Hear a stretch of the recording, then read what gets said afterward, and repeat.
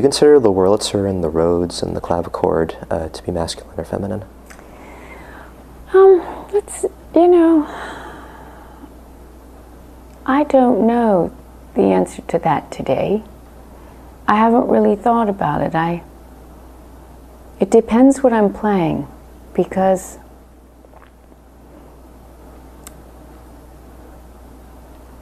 it's very different than the piano for me.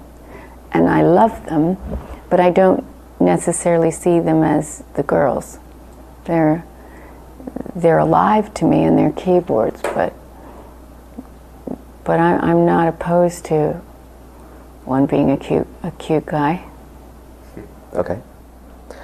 I was also surprised to see upright piano on the instrument list for this album. Why did you choose to include a different piano instrument? We wanted to have a contrast. I played on Beauty Speed left hand on the Bösendorfer and right hand on the upright. And in order to get this particular sound that I wanted, which was an organic delay, so it's being done by hand, then we thought we needed a contrast in the keyboard sound. So we tried different ones, and this one worked the best as a contrast to the Boozy. Wow. And I assume that's not going on tour with you? Well, you know, I think we're trying to figure out what's going to work best live. And this goes back to, if Mark can't crank up in front of house and the pianos are being drowned out by everybody else, then you have to think, well, this is pretty pointless.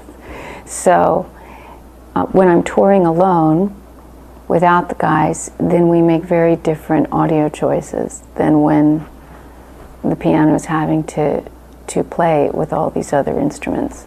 So I think we'll see what's working. I know I'm not being very hopeful in my answers, but because we haven't started the rehearsals, they start next week, a week from this Monday in Cornwall, and we will know more. Okay.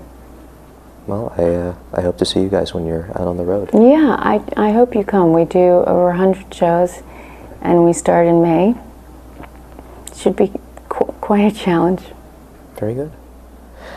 I'd like to ask you a little bit about the recording process itself.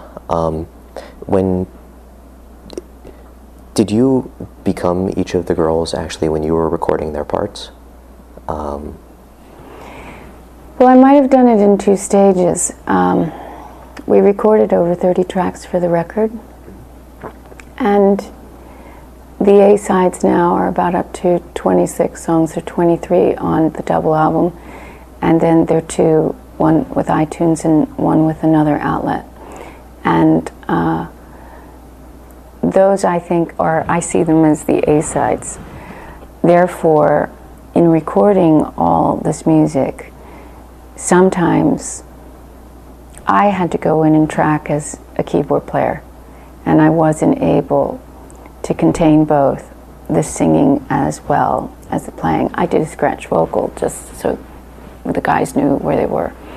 But I knew that I couldn't hold both at the same time, because the Tori that is in my being and that I know, her role really in this was to be a composer and a keyboard player. Whereas, yes, she has her songs that she sings, but in order to sing quite a few of them, I had to then really discipline myself and go into character in order to then deliver that.